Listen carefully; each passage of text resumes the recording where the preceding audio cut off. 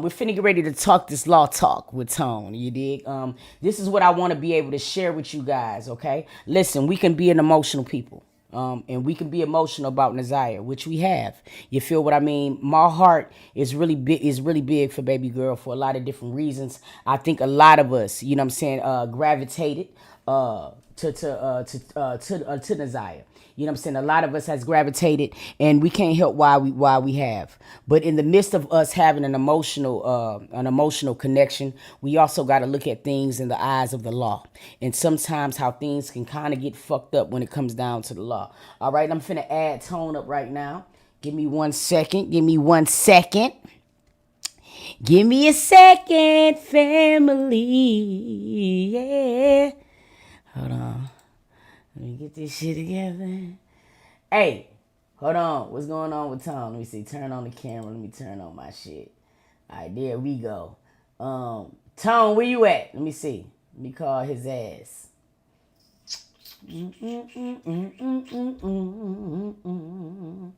All right, Tom, you're going to have to add, you got to add your camera on here. Give me 1 second, y'all.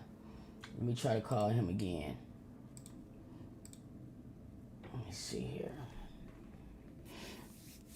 Let me see here. Let me see here. Let me see here.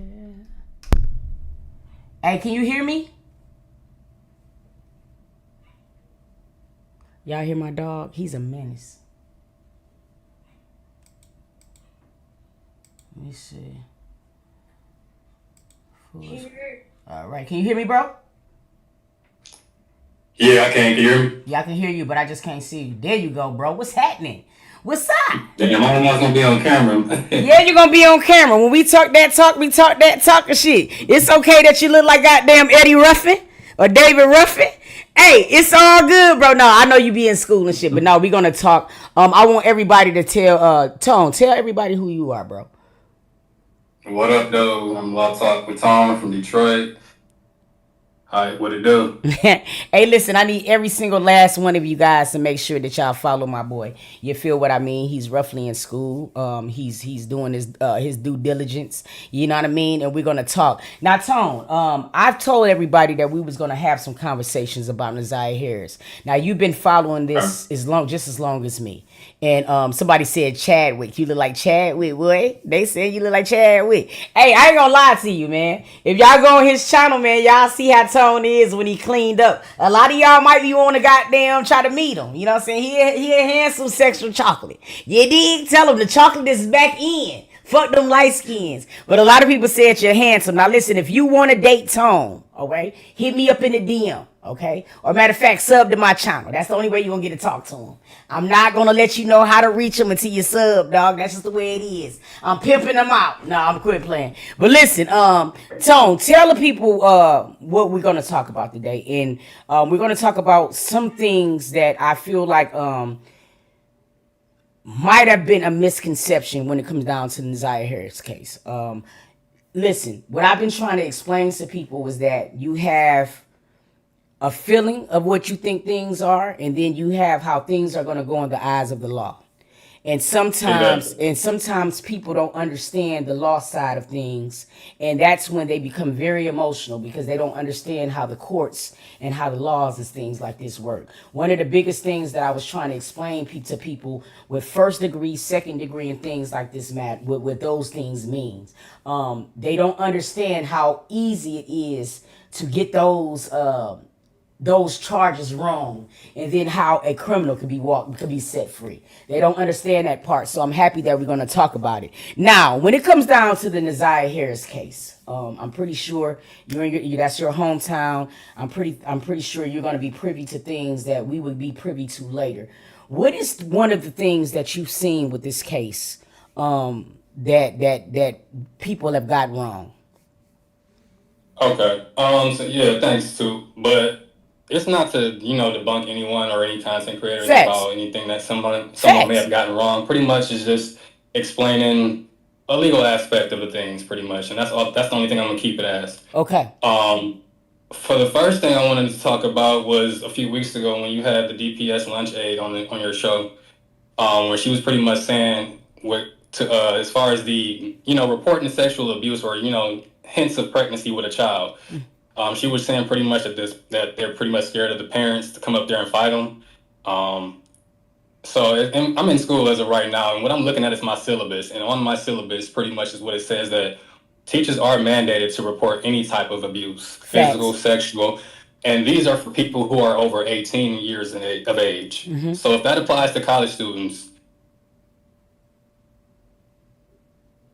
what happened? You would think. Okay. You kind of froze up, bro. You kind of froze up. Say it again one more time, because you kind of froze up. Now, you said if that even applies to college students, then you know for a shadow of a doubt that would definitely apply to a minor. It's supposed to. DPS, Detroit Public Schools, are mandated to report that type of abuse. It's called the Michigan Child Abuse and Neglect Act, and that was something that they installed years ago, where you report. Damn, I hate that. I hate your Wi-Fi. No. I hate your Wi-Fi is going in and out. Get closer to your router. Hold on, let me turn my Wi-Fi off and turn my that on. Yeah, please do that, cause it's getting good. What about now? Yeah, good. You're right. You're good now. Go ahead. Okay. And you said that act is called what? The Michigan Child Abuse and Neglect Act. Yeah. Now a lot of us was kind of shocked by that. Yeah, that's why I didn't understand how she was saying that they were pretty much just afraid to tell the students or confront the parents pretty much about it. But they're mandated to do that. They don't have to do it. They can do it anonymously. So it's not like them giving out their personal information, like their address or knowing where they are. They can pull up to the school to fight them or whatnot. There's ways to go about it to do it anonymously where you don't have to give out your information. But it is mandated that you do so if you feel as though someone in your school has been abused, because that's how they pretty much run college universities nowadays.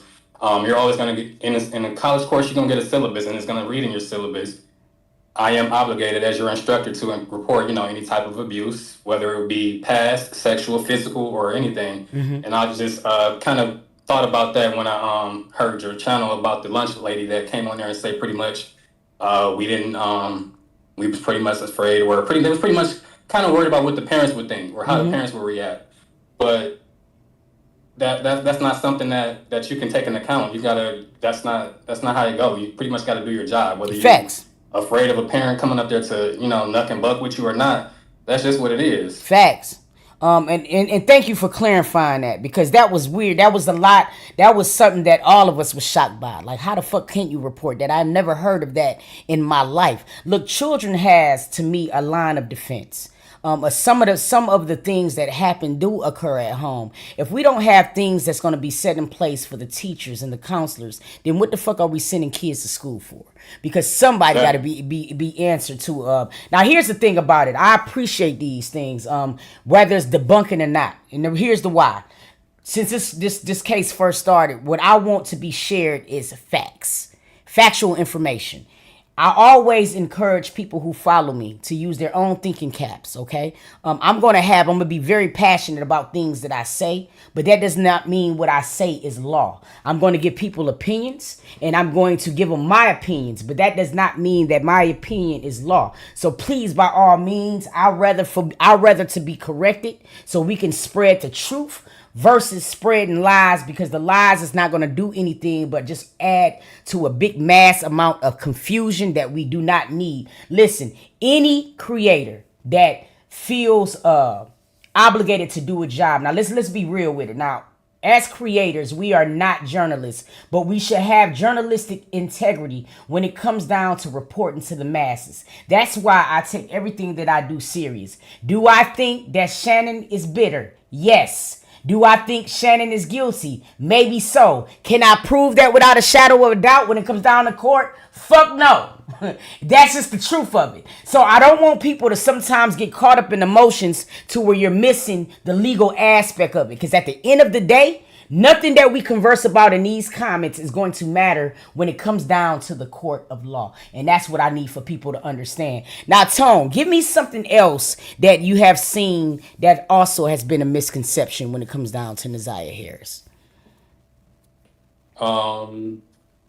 They were pretty much questioning how Jarvis was able to move around so quickly on that particular day on the 9th. Yes. You being from Detroit too, out of drive encounters, out of drive and Harper or Gratian encounters, those are like within a 5 minutes a 5 minute Facts. radius. Facts. So it's very possible that he could have hit all those women places because I mean, those are in walking distance pretty much. Driving distance Facts. is about a 5 minute distance. Facts. And that's one of the things as I've been going to see Detroit, what we have been doing. We've actually been mapping out some of the places that Jarvis frequented. And let me explain something to you. When I tell you that there was like a triangle thing to where he can hit so many different people in this amount of time.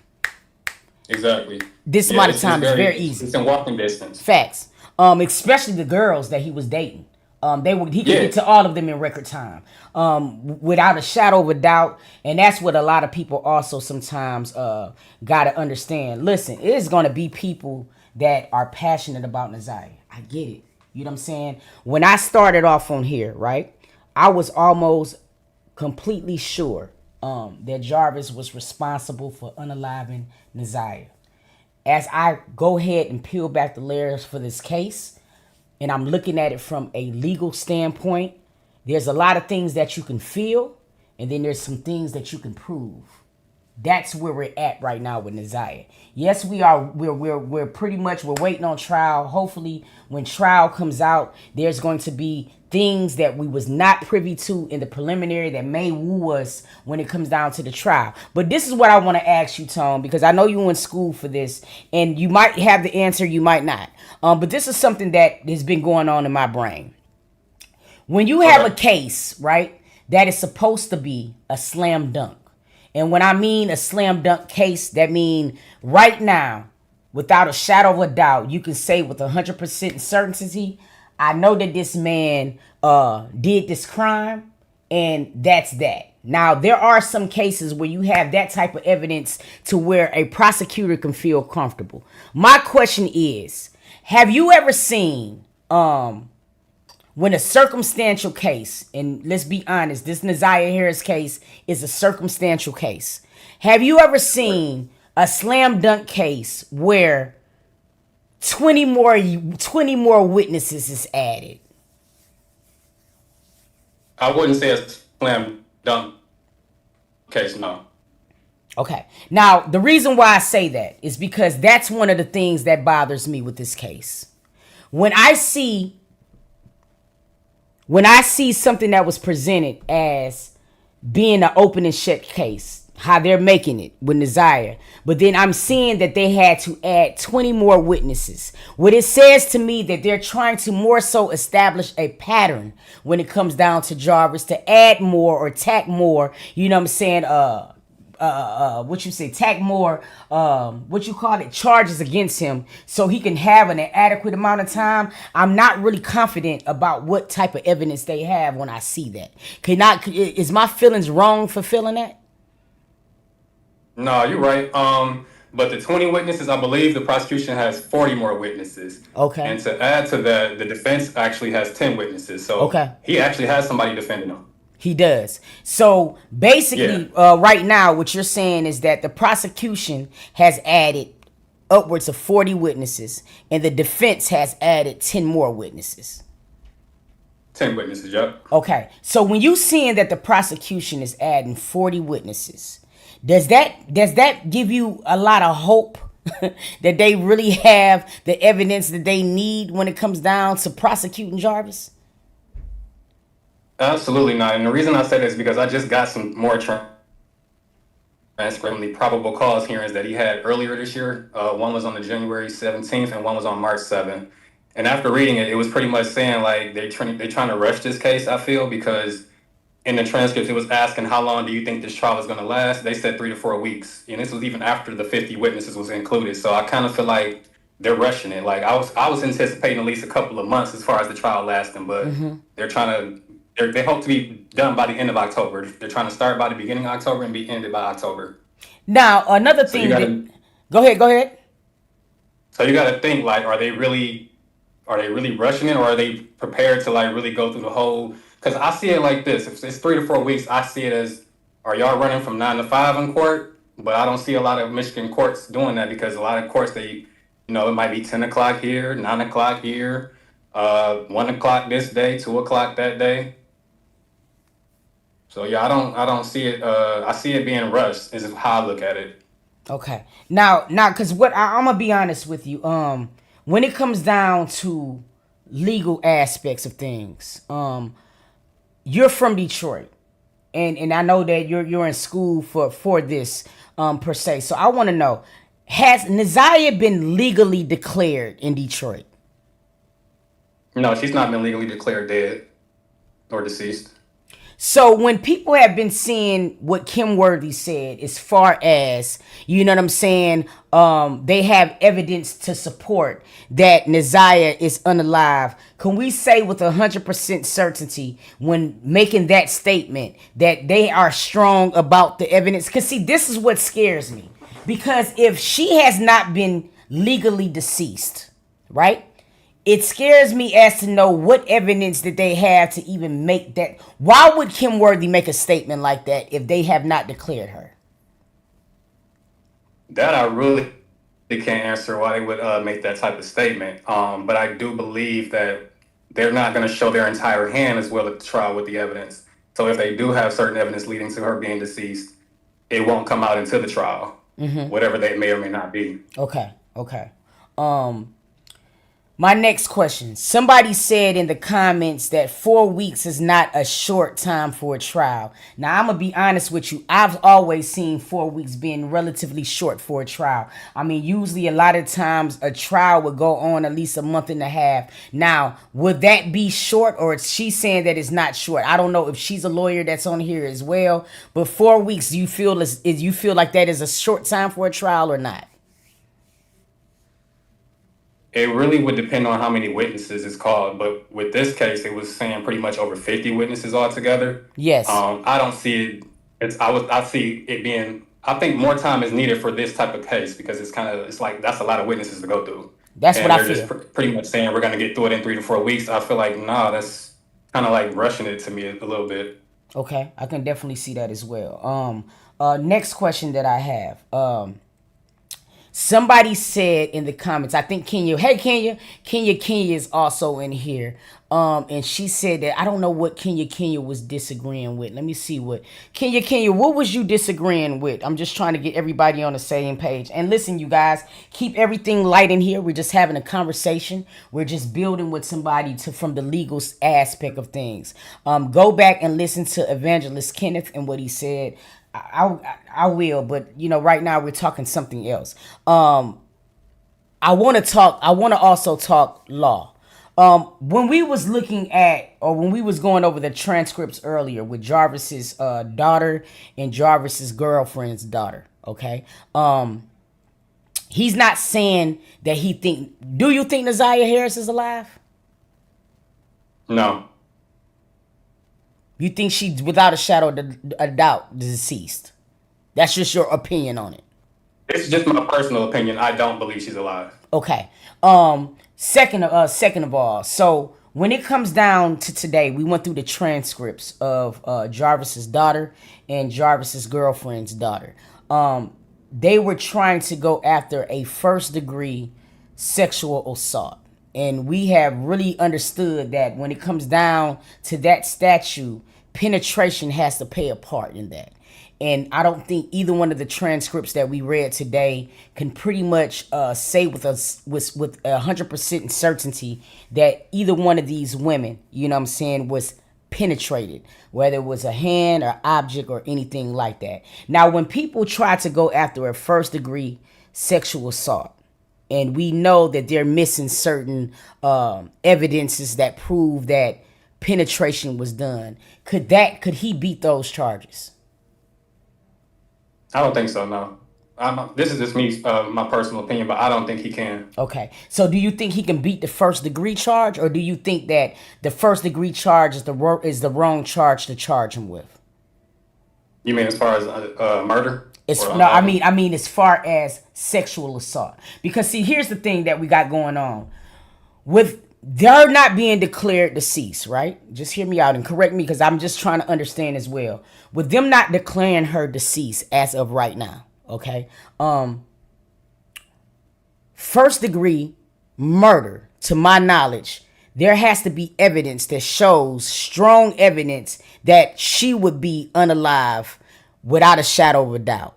Now, to me, if I'm on the stand and I'm a juror, right, and I'm in a jury box, I just don't see how they can charge him with first degree M. Explain to me how they could, if so. Well, first degree murder, pretty much, you just have to prove intent that it was actually planned. Okay. That could be text messages. And we haven't seen all of those as of yet, because, like we said, the prosecution is not going to show their whole entire hand at the preliminary. They're going to do all that at the trial. Okay. So we don't know what the text messages that led up to the ninth said.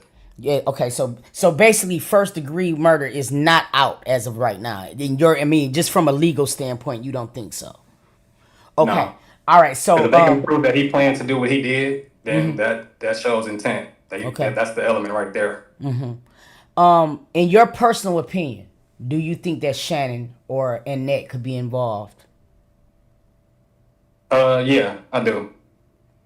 And we can talk about their potential charges that they can possibly face too. Because I was speaking with one of my law professors, and if proven, these are some charges that they can be hit with. Okay. Because a similar case happened like this in Oklahoma, where where it was a couple, pretty much they had an 11-year-old girl pretty much give birth to a kid, and she was impregnated by the stepfather. Now she hasn't been unalived, but the parents has been charged with child endangerment, child neglect, and child abuse. Okay. Now, because there were multiple kids in that house, there were 6 kids in that particular house. The child neglect extends to all of the kids in the house. Okay. So it wasn't just one count of child neglect; it was multiple accounts of child neglect. Okay. So for Shannon and Annette, it would be the same in addition with perjury, and if they had anything to do with the unaliving, that would be an accessory, destruction of a corpse, and a concealment of a body. Okay.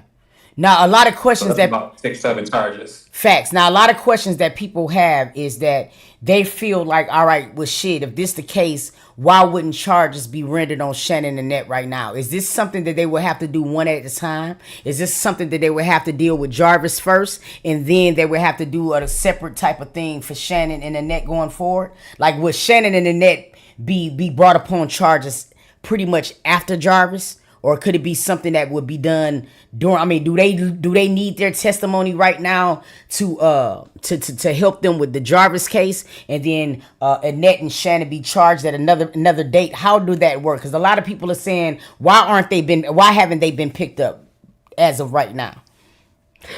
Yeah, so I had this conversation with my law professor right before I joined with you, and I was pretty much picking his brain about the case, and he was pretty much saying that we don't know if the prosecution know that they committed perjury or what DPD knows. So that's just us saying that they committed perjury, but we don't know what the prosecution is thinking, pretty much. And I believe if any charges were to happen, it would probably happen after he's been convicted. Got you. That's just, I can't. I can't confirm that, but I'm just thinking that's probably they'll wait till after his case. Got you. That would make sense. Because I can honestly point out a couple perjures from both of them right away, right now. Yeah. So I think that might probably be something. Yeah, we know that they lied and stuff like that. Another question that I have: can the text message that went back and forth between Jarvis and Naziah that we've seen? Now, I've watched a lot of court cases and things like that, but that still does not make me a lawyer or anything like this. But I have seen it to where, being that fact that they have said, and this is Annette and Shannon, and they have said without a shadow of a doubt that Naziah did not have a cell phone.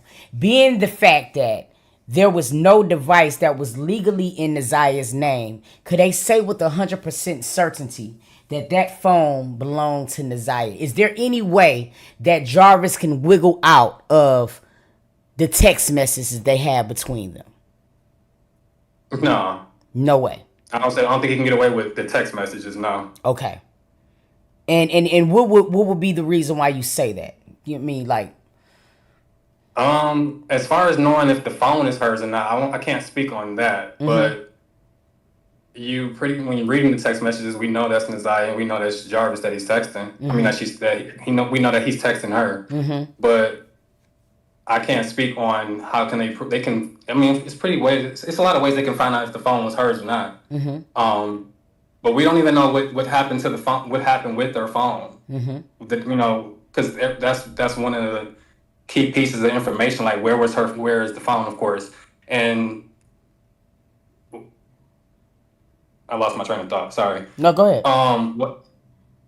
Yeah. So pretty much, I was just saying. I'm just gonna say like I feel like those text messages, they're he could be implicated based on those text messages. Let me just say that. Okay, got you. Yeah, I mean, I think anybody who reads the text message can say that we can definitely know that it's Nazaya and Jarvis. But I also be seeing certain loopholes to where, like, the smallest things can get these motherfuckers off. And I just want everybody who's responsible to be charged and be banged the fuck. I mean, everybody.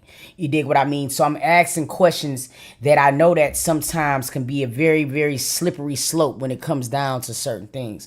What else stands out to you when it comes down to this case? You don't need a body to prove murder. Okay. We saw that with the Zion Foster case here in Michigan. Facts. Now, with the evidence that we have seen in the preliminary, now for so far all we've seen was a hoodie with blood on it. Okay. Which means that there might be more incriminating evidence when the trial starts or whatever. But based off the evidence that we've seen so far, does that speak murder to you? Yeah. That's just my personal opinion. Okay. And what makes you say yeah? Just as your personal opinion. What is the things that you're looking at to make you say, oh my God? Do you think that the clothes that was found, and right now we're talking the hoodie, the onesie, the sneakers, those things, do you think that those clothes was a plant? Yeah, I do think those were planted. The onesie, yeah, I think that was planted.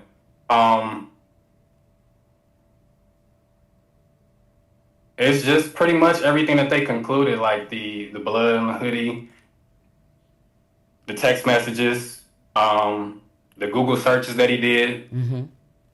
It's all leading up to, what he's being accused of, being charged with. We all can see that she was pregnant from the videos. So I just feel like that would be enough information. They have more information. They're not going to share. They're not going to share with the public, and they're not obligated to, being that they're the prosecutor. But from my perspective, I just feel like they don't need a body. It can be proven with circumstantial evidence, pretty much. Pretty much, okay. And that's probably it.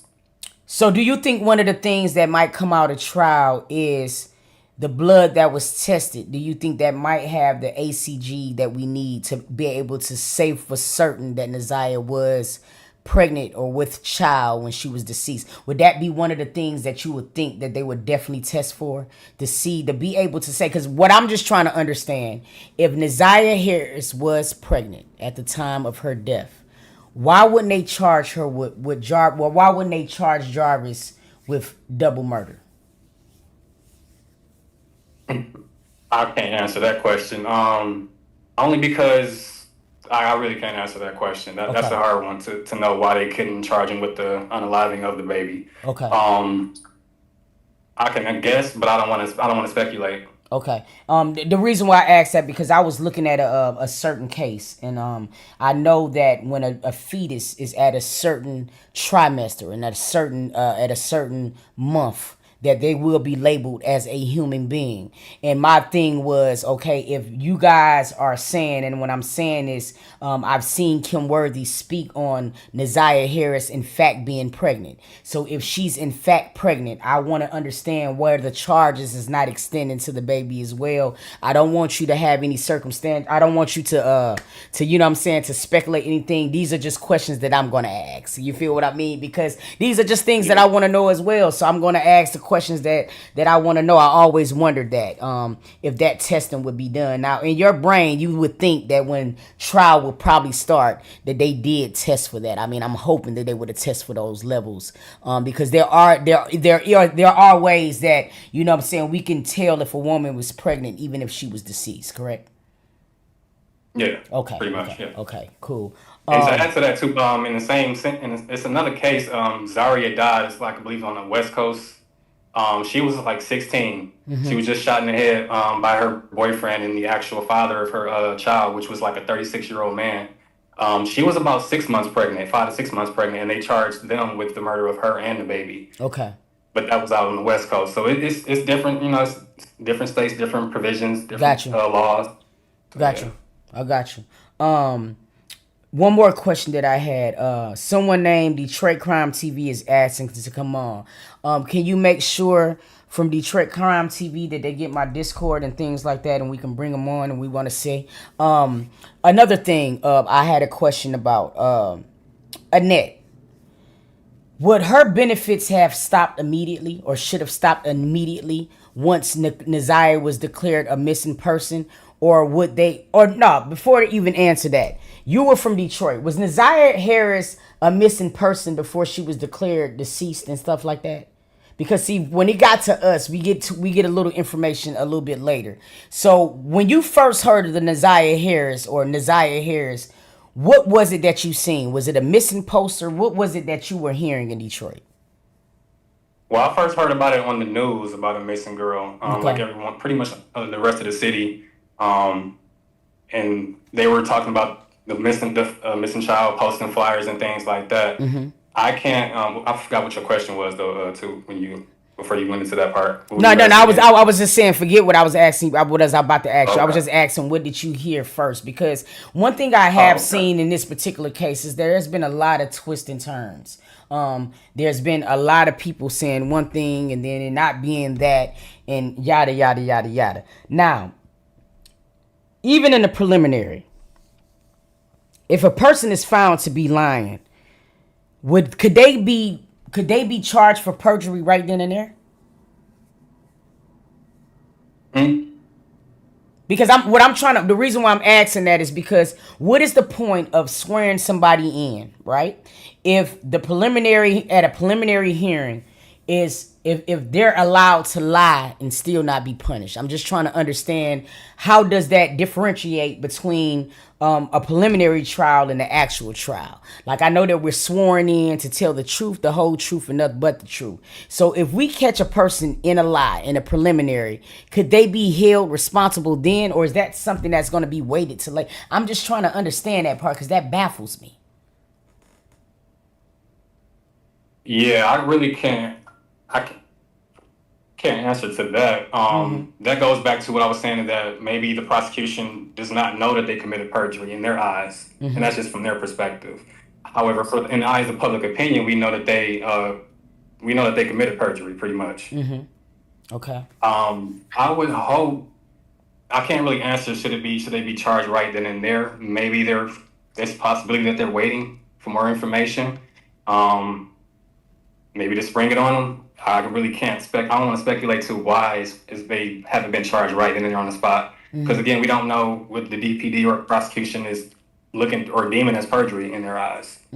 Okay. My next thing, from a personal aspect, not legal, anything like this. You're not a lawyer on this particular case, but I'm asking from a personal aspect. What is something that you feel that you have seen Shannon completely lie about from the preliminary, or things that you've seen? Are you able to speak to at least 3 to 4 lies, or 3 lies, or some type of lies that?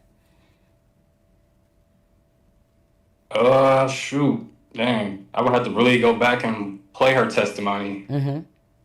Uh, I actually got to look through the transcripts. For real, for real.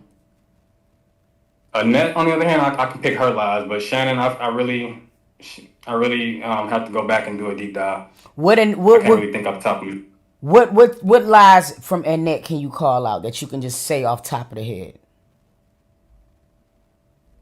We know that Jarvis was in the house. We know that he was in the house. He had access to the house. He didn't just come to the car. He was in the garage. He was in the basement. He was in the bathroom. He's upstairs. He was pretty much all in through the house. Got you. Got you. All right, so my next, my next thing, Annette lied about how many children was in the house. She definitely damn did. I don't even think she knew how to count. Can you? That's what's crazy as hell to me. Like it was just crazy. Now, is there anything else that you would like to debunk when it comes down to what some of the things that you have seen on any platform, whether it be mine, whoever ones that you've been looking at? Is there anything else, you feel what I mean, that you can honestly say that without a shadow of a doubt that's some malarkey? No, not really. That was pretty much. I just wanted to talk about those few things. About the DPS and her being Uh, obligated. Yeah, okay. Yeah, that baffled me. yeah. That baffled me But too.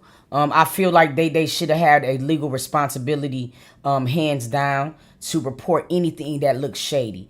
I have never in my life seen a 12-year-old, 11-year-old, a 13-year-old be able to walk around a school with that everybody is thinking is pregnant and it not being reported. I have never seen that shit. Y'all leave my boy alone. Somebody said you didn't prepare. Yes, he did. He just would. Yeah, y'all don't gotta be motherfucking disrespectful in these comments. He wanted to come on and share certain things that he knew, so that's what we're talking. We're talking the whole Nazaya thing. So be quiet.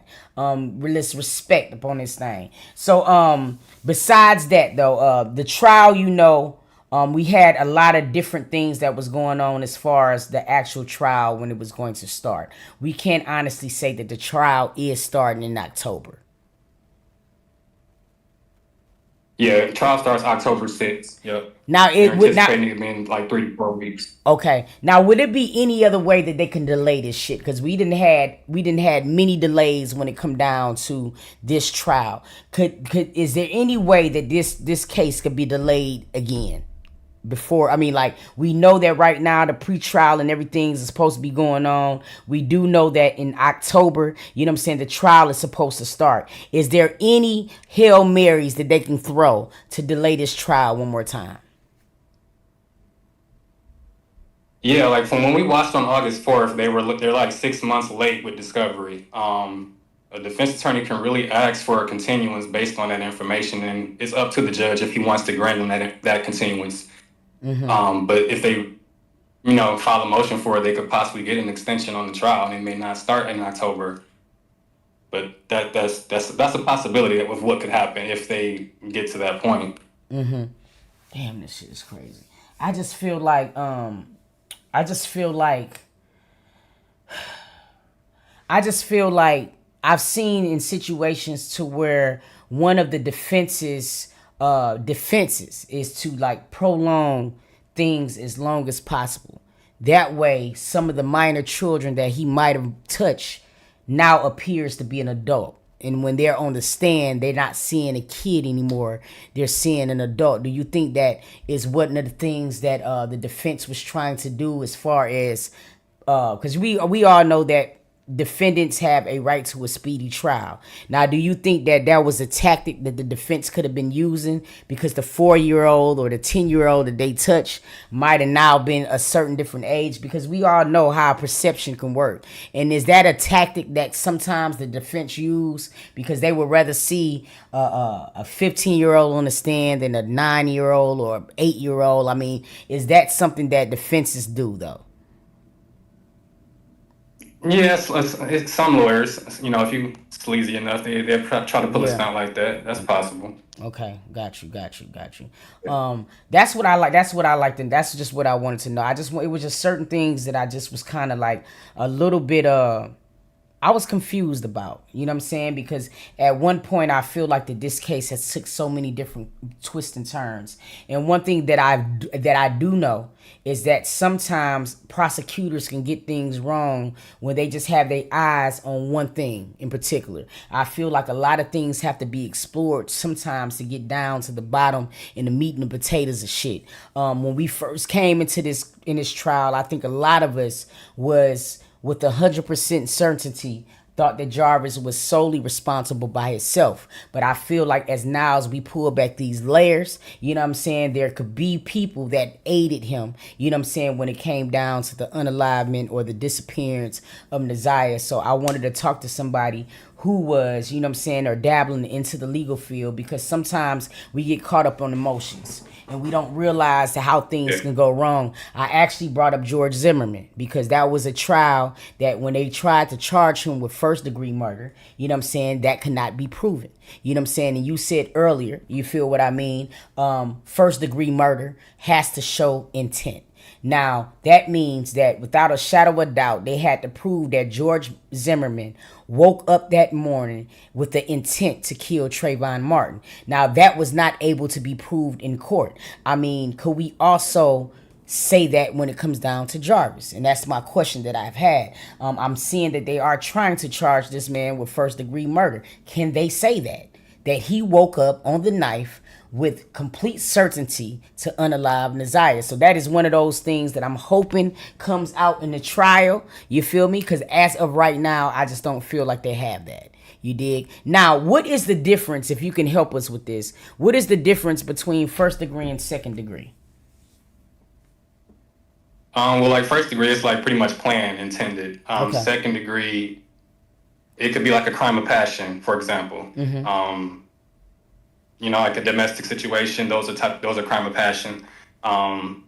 Jealousy, rage, those type of situations. Manslaughter can also be considered like second degree. So those are the differences between the two. Like second degree, I didn't plan it; it just happened spur of the moment, like a crime of passion. And first degree, which just pretty much means that they actually intended to plan it. Like, hey, I put a hit out on somebody. This is first degree murder, for example. Got you. So, like, basically, if Jarvis was just the cleanup guy, it would probably be more logical for them to charge Shannon with second degree murder if she was complicit. Because I can definitely see a woman losing her cool when finding out that her niece is the person responsible for taking her baby father away from her. And let's be real, during those those text messages, Jarvis made it very clear that he didn't want Shannon. And I'm just looking at it from a woman's standpoint, reading those things like Naziah telling him, please go give her some D. And he like, I don't want to give her none. This is your D. I mean, that could be labeled as a crime of you could lose your shit and want to beat somebody up for that. So, I mean, when it comes down to that, if Shannon was involved, that would probably be the route they would want to go before a first degree. I'm not saying you could say that conclusively because you're not a lawyer, but from your personal opinion, you know what I'm saying, that would be something that would probably be better suited for Shannon if she is complicit to helping Jarvis. Yeah, she was actually there. Just hypothetically saying that she was actually there when it happened, that would be considered like felony homicide. Anything that happens, somebody was to die in the commission of a crime when you're participating.